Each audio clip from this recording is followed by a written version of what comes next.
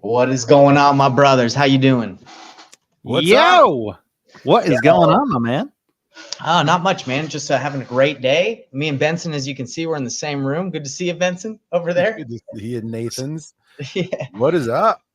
Yeah, man, we're doing good. So today, guys, if you're popping in and you don't know what to expect out of today's call, today we're going to be going over what happens when a buyer backs out of a deal. If you've ever had this happen, whether you have a deal on the MLS and you're listing it with a real estate agent, or if you're selling it or wholesaling and you're wholesaling to a buyer and they back out, what do? What can you do about it? Is there anything you can do about it? We're going to talk about it. But before we go into answering that question and chatting a little bit more about what's going on in our deals, our lives, let me introduce myself and we'll go through and introduce ourselves. My name is David Payne. I've been in the business for about 6 years now, and I've done several hundreds of real estate transactions, mainly focused on wholesaling, but I've gotten fix and flip as that's the natural progression. The purpose of me doing calls like this is I like sharing information. I like connecting with others because I know the more you give, the more you get. That's just how it is. That's how life is. So Nathan Valley, tell us who you are. Love it, man. Guys, I am Nathan Valley. I've been wholesaling for about 5 years now. Some of you might know me for locked up over 100 contracts in a single year. And a little while ago, you guys might have seen a 30-day challenge I did using my man Benson here's tool, Privy, to where I went in totally brand new market, no contacts, no resources, nothing, and did a $20,000 deal in 30 days. And I only spent like 2 to 3 hours a day working on it. So that was pretty cool. But yeah, it's a little bit about me. Impressive. Awesome. Benson. Yeah, I've been in the business for over 20 years, which makes me freaking old. And boy, I was feeling it driving back. I went to Montana last week and we drove back instead of flying. And I tell you, my knees were like aching. It was a 14-hour drive. It's just like those little things like make you realize like how old you are. It's like, why do my knees ache from sitting? Are you old enough to where you can like tell the weather by the aches in your knees? You're like, my knee's aching. It's gonna rain tonight. I think I am, but I don't think I'm perceptive enough to know the difference. So you're still young. You're still young. Yeah, I still got some time to build up that wise mentality around weather and in my joints. Dude, I feel like I'm getting older too, man. I'm starting to like notice flowers and trees now. I'm like, man, that's a beautiful tree. Oh, I better smell it. You never know when I won't be able to smell flowers ever again. Yeah, dude, I've been living in my neighborhood and now I'm finally noticing there's like fruit trees. I'm like, man, that's an apple tree over there. But it's been there for like ever. So it's crazy, man. I'm getting older. They're like, who's this homeless guy just in our tree? Like, just eating all these. I'm eating people's fruit, man. It's out there. Why not? I love it. Well, if you guys are ready to rock, let's talk about what's going on. What happens when a buyer backs out of a I got to do that again. What happens when a buyer backs out of a real estate deal, guys? Let's dive right into it. I'll start with my experience. Yeah. You got one. Can I preface it with something? Because I think it might be important to even say, like, why might a buyer even back out? Like, what are some of the reasons why you might have to deal with a situation like that? You want to kind of give us, you want to preface that? You want to go ahead? Yeah, let's just get in like a couple of the reasons that we know about, right? Like inspection issues, right? Okay. So they're going to do their due diligence. They're going to go in and do an inspection, make sure the house is sound, make sure that, it is what they think it is. Does the current condition of the property, is that reflected in the price, right? If they know it's a fixer-upper and the house is priced as retail and it's priced as like something that doesn't need any work, well, then you might have an issue. There's unexpected things, right? So it might look perfect from the outside, but then they go and they scope the sewer and they realize that the sewer line is busted. Right. Other reasons, right? There's all these contingencies that are built into the contract that are there for a reason, right? If they're there in the contract, that means that something happened in the past that caused them to amend that state contract to plan for the next time that happens again. So other things that might happen is the loan falls out. Like they lose their job, right? They think they're perfectly qualified. And then 30 days in, they lose their job or they get furloughed. Maybe they say they get qualified for loan and their lender is like, okay, cool. Here's your lender letter. Go get a house under contract. And it turns out they don't make as much money as they told everybody they did. So now their debt to income ratio doesn't match, and then they can't get a loan. Also, interest rates, right? Interest rates could increase where they're, like you're saying, they think they can afford it, and then they can't, right? Maybe it's got a little higher. The interest rates increase. I had there's actually a seller I was working with to where she had already vacated the property and she's looking to sell her house in Fort Worth, Texas. And she's moving to, I believe it was Georgia, and she's closing on a house like the next day. But she's like, "Oh, my lender's giving me a hard time."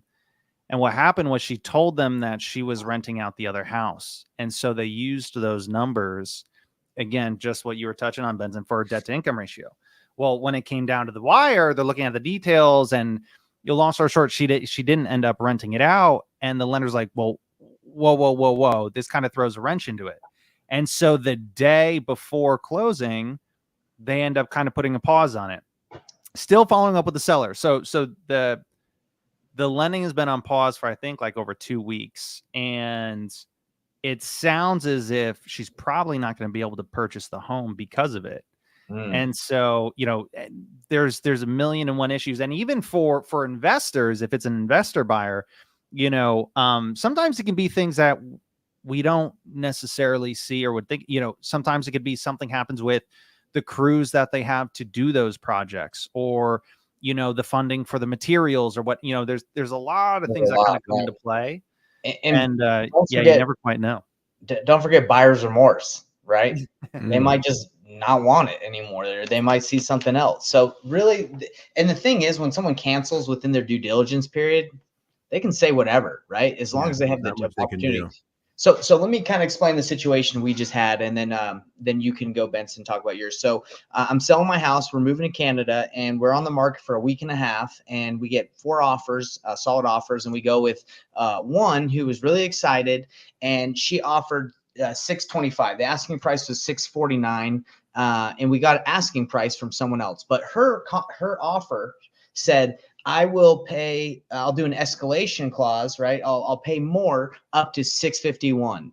I'll be anybody's offer by $2,000." So we had an offer at $649. So then, she was willing to go up to $651 and pay $2,000 more. So we're like, well, we'll go with her. And she was paying cash. That's what she said. She sent proof of funds. So we're like, okay.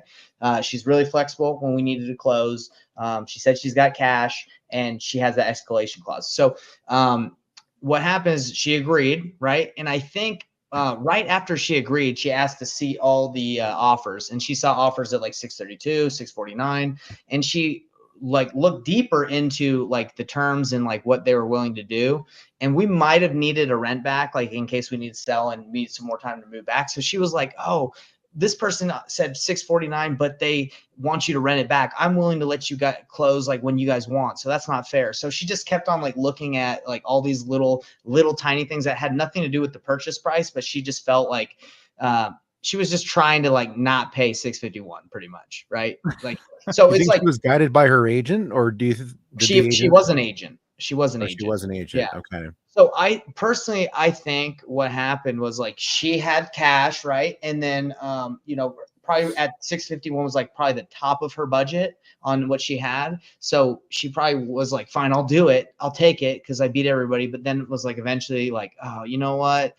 I don't know." So unfortunate, but that's what happened. It's all good. We have those other offers we're calling to see if they're still interested. And we have the showing tomorrow. So it's just and she said she backed out because when she did an inspection, she's like, "Oh, there's too many projects to do." And we're like, "There's no projects to do." But that whatever excuse you want to use, you can use any excuse within your due diligence period. Now, what we had is we gave her 2 weeks. Now going forward, I'm going to say, "Hey, look, you don't need 2 weeks. We'll give you 7 days. We'll give you 5 days," because 2 weeks is a long time, in my opinion. It felt like a long time to have all this happen and then, back out. So, and she doesn't have to put down her earnest money or anything until after her due diligence. So pretty much 2 weeks is gone. We don't do anything. We're not really any further along. We have to start again at ground zero. And that's why I think a lot of people get annoyed with wholesalers if they roll like that, right? If they ask for a long due diligence period and they don't, perform quickly, then this happens. This is how sellers feel. They're like, "Oh crap, I got to start over." Do you think she was looking to wholesale it? Because it sounds like she might have been No, looking there's to no hold way it. she was gonna live in it. There's no way you could wholesale this house. There's like no margin. That 651 is like the top. So I'm We just could saying, wholesale it as a subject to creative. I mean, if it cash flows, I mean, who knows? Maybe you she know was what? going to pad split it.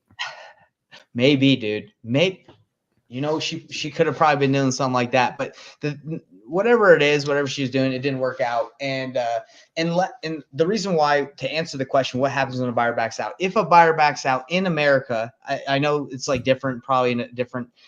Probably in Canada, I think it's a little different. Or I know in New York, like you can't really back out. Apparently, like you got to do New that. York. Oh my gosh, man, you got Yeah, the attorneys and yeah, it's got everything. It's something. like So, but anyway, it's if a lot.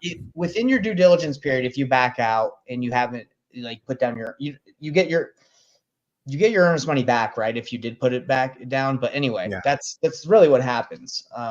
And what do I got to do? I got to start all over again. It's all good. That's just what happens. Do you guys want to elaborate on that? Just to answer Yeah, that one question. thing I want to touch on, and guys, this is one thing to where I'm really passionate about this when it comes to wholesaling, because a lot of times, especially when I chat with, if I'm talking to an agent that's not that familiar with wholesalers, and some of you guys, if you've watched conversations when we call agents, you might have seen me do this to where, they'll be like, "Oh, are you a wholesaler?" And I'm like, "No." Now, do I work with assignments and double close? Sure, but I'm not one of those guys, because a lot of people, agents and people on the outside, when they hear the word wholesaler, they kind of put you into this bucket of all these assumptions. And to be fair, guys, stereotypes are kind of stereotypes for a reason sometimes, right? And there's a better way of doing the business to where, that perfect example. I mean, thank God it's not super urgent, like in your scenario, Nate. But Yeah. guys, a lot of the sellers and people that we work with, they do have real situations. They've got stuff going on in life. They don't necessarily have the two. And also, Nate, you're a much more experienced investor. You've done a ton of deals. I mean, all three of us, we have the pain of experience to where we know, just because we got an accepted offer, we know it's not a done deal yet. Right. Yeah. Most other people don't think that way. They think, oh, we've got an offer, it's accepted, like it's a done deal, and they start kind of counting the money before it's in their account, and they start making adjustments to their life, banking on that person following through. And so it ain't done until that money hits your pocket, brother. It ain't done until even when the closing docs are signed. Sometimes like you still have to fund, right? So there's issues that happen like with funding, even like when you have a hard money lender. Sometimes they don't get the money there in time, and everyone's like, "What's going on?" So, yeah, and that's why specifically with wholesaling, it's so important. I'm so passionate about have the conversation in a way to where you can be transparent with the seller or the agent about what you're doing. And guys, I promise you, there is a way. Like you can do it in a way that is, one, still really effective, and two, you're able to provide the solution that's best for that seller, but doing it a way that where everybody knows what's going on, and they can make the decision for themselves as to, hey, if they're kind of on board with that or not. 100%. Well, Benson, I don't know what happened to my man over here. We can't see you, but I know he had to. I can't see you. I don't know if something happened to your camera or. Whoa, can you hear me? I can hear you. We can hear you, brother. You're the ghost. That's weird. Yeah, it's all good. Just maybe check your settings, but okay. Probably a power outage from all the lights you got on in that beautiful house in the background. I don't know what could have happened here. 1 second. Yeah, you're all good. Just check your settings and then go to camera. I had a, speaking of what to do when a buyer backs out. So, there's kind of agent world, but there's also the wholesale world. So yeah, go through that scenario, Nathan. I had a deal one time to where had a wholesale deal. We had the buyer lined up. We had EMD, everything. Mm-hmm. Closing was supposed to take place. It was either Thursday or Friday. And out of nowhere's the buyer gets cold feet, says she wants to back out. And we're like, no, like it is too, like you can't. And there was nothing wrong. It's not like something popped up she walked the property, she saw it, like, and it was a house that needed a lot of work. Like she knew exactly what she was getting into. She just like, and when I asked her, I was like, well, like, why the sudden change in heart? Like, you love this deal, you know, when you first looked at it. Why the sudden change in heart? And the answer, she was just like, I don't know. I don't I don't have the feel best good feeling about about it. it. I'm like, Mm. well, unfortunately, it doesn't work that way. Well, and you guys would think, oh, well, you got the paperwork, you got the EMD. She doesn't have a choice. It's a done deal. And guys, this is where experience it comes into play. So this was in, was it North or South Carolina? It was an attorney state. And so the title company and closing attorney basically notify us, letting us know, hey, they're not putting the deal through. And she had already signed closing documents. Yeah, I forgot to make that important point. She signed closing documents that morning. And like that afternoon or evening, she was like, I don't want to do this anymore. That's Might have been, taking it I pretty think that's far. what it was. She signed Thursday morning, and then on Friday, she calls and she's like, I don't want to do this anymore. And so basically the title company and closing attorney are like, hey, so yeah, we're not going to fund this deal. We're not going to push it through. I'm like, what do you mean? Like, Yeah. she signed. Like, it's all there. And it was interesting. I was definitely a little agitated, but I kept my cool. And I had a conversation with the attorney, and he explained, he was like, look, he was like, I totally understand where you're coming from. He was like, but if I were to fund this, me being the closing attorney, and if she were, and she doesn't want it to go through, he was like, well, if I still fund it, even though she signed and everything, she could sue me. And I'm like, well, Mr. Attorney, couldn't we also sue you if you don't fund it? And I asked nicely, but it was a genuine question. And he's like, 100%. He was like, but he was like, the way the law is written, when I'm representing a client and it's a situation like this and we fund it, he was like, yes, you could sue me, but the worst thing that happens is, you know, it's a lawsuit and I lose money. He was like, with her, because I'm representing her, he was like, I could lose my license. And he's like, that's happened to people before. And he's like, I'm really sorry. He's like, but I can't risk my whole livelihood on it.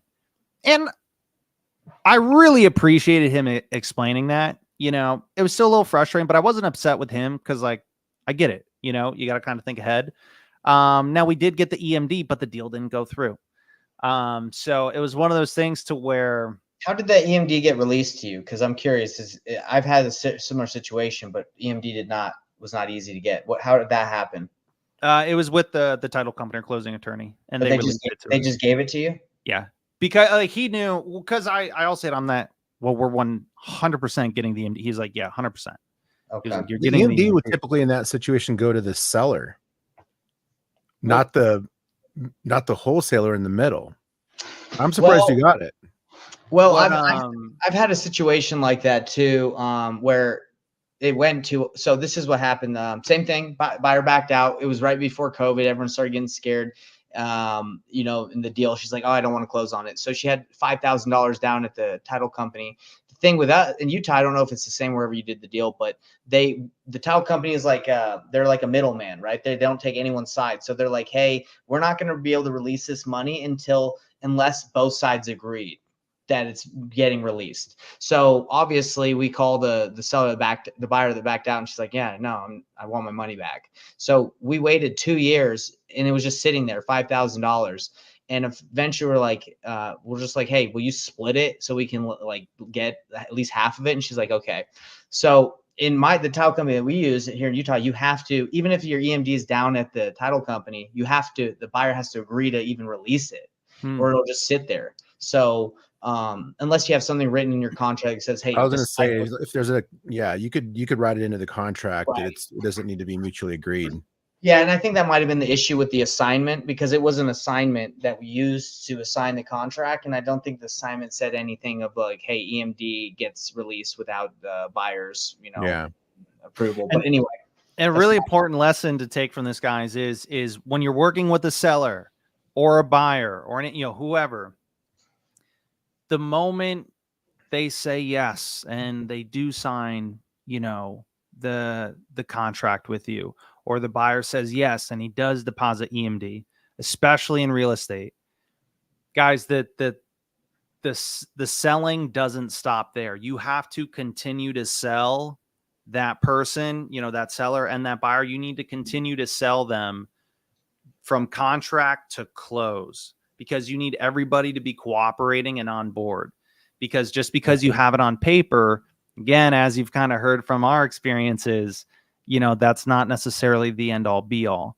And if we're able to keep everybody on board, moving forward, cooperating, excited about the deal, and positive, helps everything go smooth. Yeah. I'm assuming you've never done a deal with that lady before. Was that your first time? Yeah. First time. So one way to overcome this is work with people you trust, right? Because if you work with a buyer that you've done several deals, they'll if they don't feel good about it, like they wouldn't have gotten you in that position, right? Like that. A lot of the ones that I work with, like if they don't feel good about it, we know, right? It's not like, hey, the day of close, they're gonna be like, yeah, man, I've been lying to you. I just haven't felt good this whole time. So working with relationships is really key to feeling confident going all the way through.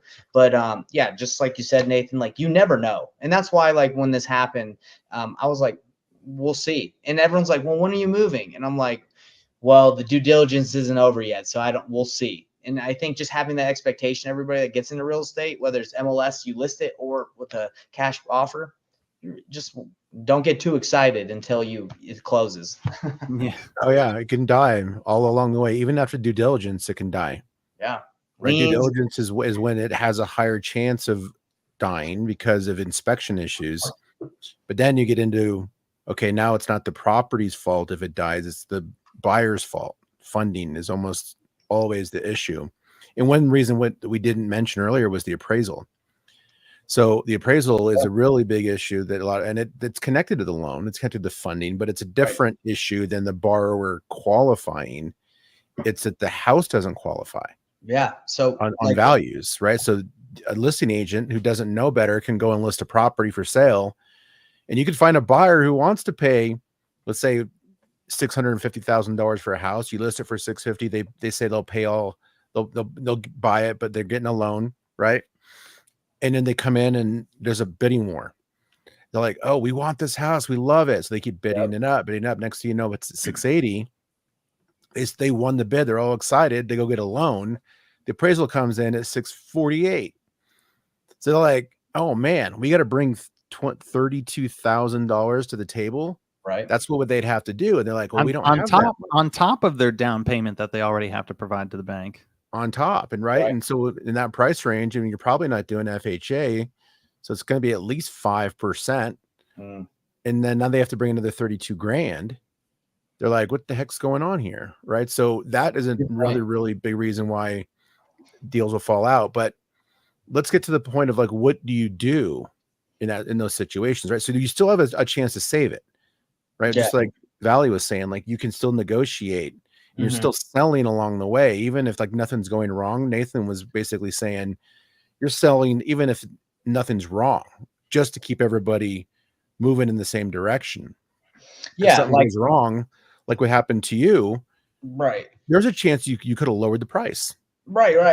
If I didn't have the other 4 offers or 3 offers that were there behind that said, this is what happened when we had said signed with her, the other 3 were like, why didn't you tell us about highest and best? We would have offered more. So we're at a position where like, okay, maybe we could still get more. I'm not worried. We're not in any rush. So, but if you don't have backup offers already and you're like, that was the only person, you can obviously call them and say, hey, let's get down to business. Like what really happened? What was it? Was it, what's the real issue? What's the real issue here? And you can save it. So mainly, usually I would say it's price. Usually when people don't feel good about making a purchase, I would say that price or just restructuring the deal in some way. So I closed my deal. I'm not sorry, Nathan. I'm not trying to like, you got me, bro.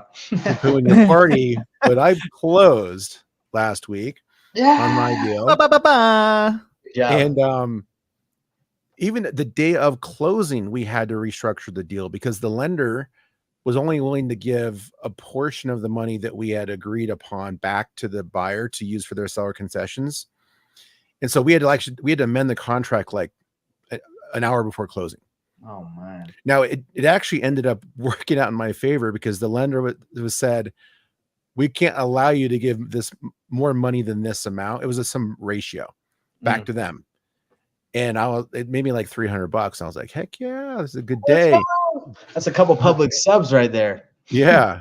But going back to, and I think the last time we had the podcast, we were during the inspection and we were negotiating seller concessions to help them fix some of the things that they were concerned about that came from the inspection. And it was the sewer, and it was some other repairs on the house because it was built in like 1890.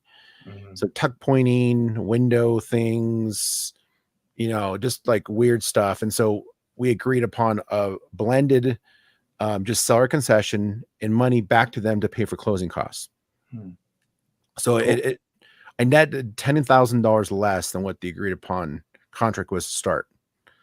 Okay. But to get that to closing, that was like, hell yeah. Yeah. Right. And my alternative too, and it was a little stressful for a while because they're like, okay, go get contractor bids on fixing the sewer, go get contractor bids on tuck pointing and fixing all these things. And I was like having to talk to like 7 different contractors. And I'm like, let's just propose a $10K reduction. Yeah. And they handle it all. And my agent was like, no, they won't do it. And I'm just like, let's propose it. Yeah. Right. And sometimes, the agent is the authority in the transaction, but sometimes they're not. And I'm like, let's just do this. And they ended up accepting it. And we ended up closing. Everything's solid.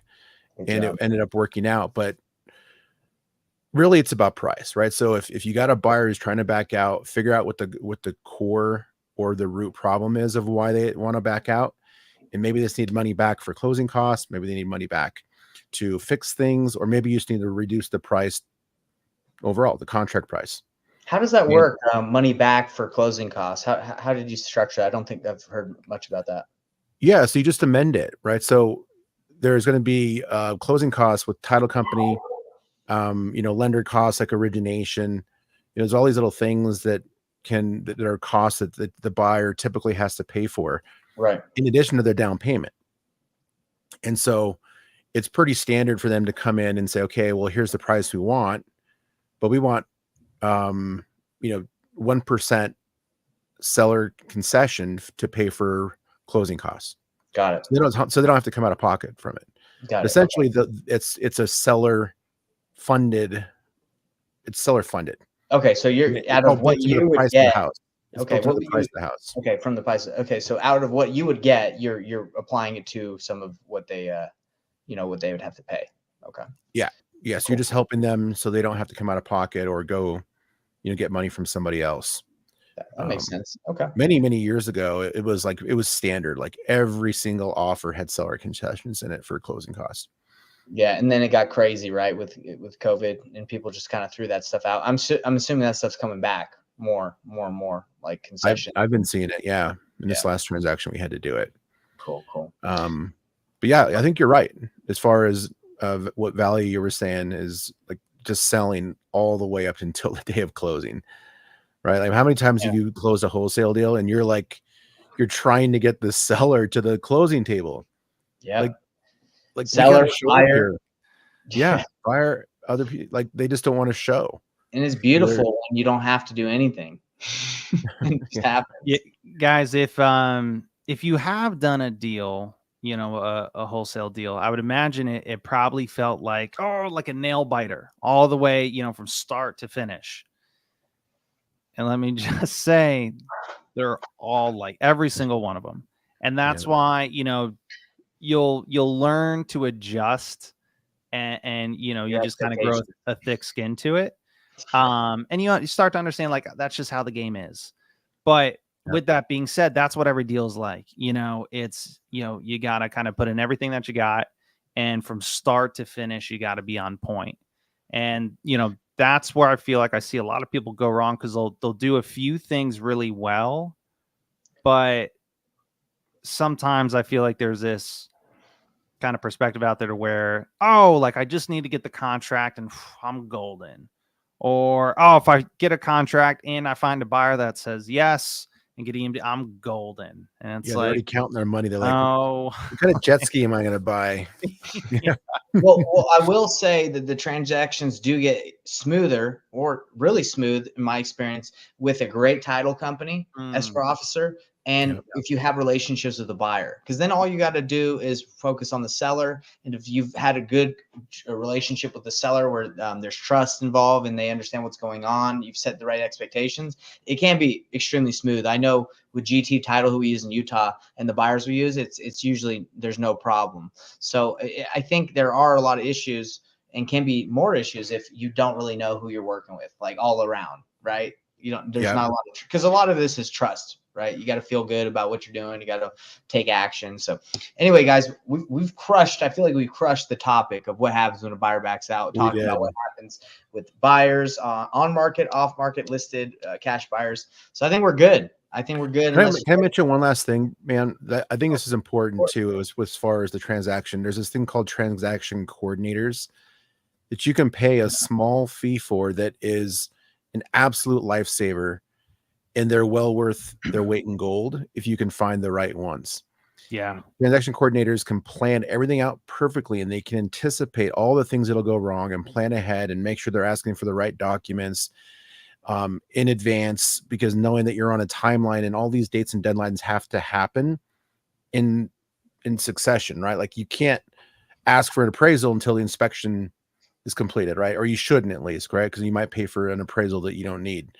So like they know the transaction in their state, and they can anticipate everything that can go wrong, and they can look for things that maybe others don't see, and look for blind spots, right? Because if you're a wholesaler, you're thinking about the next deal. Like you're already moving on and looking for you're doing lead gen, you're looking for buyers, you're trying to offer the next deal, and you still got this other transaction that's not closed yet, that if you don't pay attention to every little thing, like just missing a small thing could cause the whole deal to blow up, right? And it would be your fault. Now, so look into transaction coordinators. Exactly. Now, Benson, I'll be real. I've never used a transaction coordinator ever, because the title companies that I use are investor friendly, and they almost do that job, right? So I think it just depends, again, who you're closing with. If you go with investor friendly title companies like that, are really well known for taking people through that process, they pretty much do that job. But if you're new, again, like you're saying, if you're new and you don't know what title companies do that, yes, I would say transaction coordinator is super helpful. But if you luck out like I have, where my escrow officer does that included, it's freaking dope. Yeah, so it is. But honestly, it can happen the other way too. Like some of the wholesalers that I know, they're doing the most volume are the ones that have shifted to using transaction coordinators. Like they didn't do it early on, they're doing it at the end or after they've become seasoned, because it's one of those things like, where's your money best spent, right? Like your time. Also volume, right? If you have a lot of volume, I would say 100%, right? Like I was never doing it, more than like 10 deals a month. And, but if you're doing tons and tons of volume, don't even mess with trying to deal with the transaction coordination at that point. Get someone to do it. Oh yeah. That's amazing. Okay, well, guys, that's it, man. I feel pretty good. If you guys got anything else you want to add before we wrap up? Man, I think that's good. I think we got it all. All right, guys. Well, we'll see you next week, where we dive into answering another question. If you guys have any questions for us, you guys want us to review anything, just leave it in the comment section. Like, subscribe, hit the bell icon so you can get this content. And check out painlessflipping.com if you guys need help with wholesaling. If you feel overwhelmed and you don't know where to go, check out our site. We got you covered. And then, Benson, obviously, you're the Privy guy. You want to leave us with why we should check out Privy? Yeah, you guys. Privy, we're just constantly adding in new markets. We just launched several new ones this last month, last 30 days. Yeah. We got a really cool release coming out here soon. Called Fast Match. So it's a brand new approach to reverse engineering properties and deals that are happening in your market, and then using algorithms to recreate those automatically. So keep an eye out for that. That sounds cool. We're gonna have to do a call on that. Sounds high tech. That sounds like AI right there. Oh yeah. All right, guys. See you later, everybody. See you. Bye, everyone. Later, guys.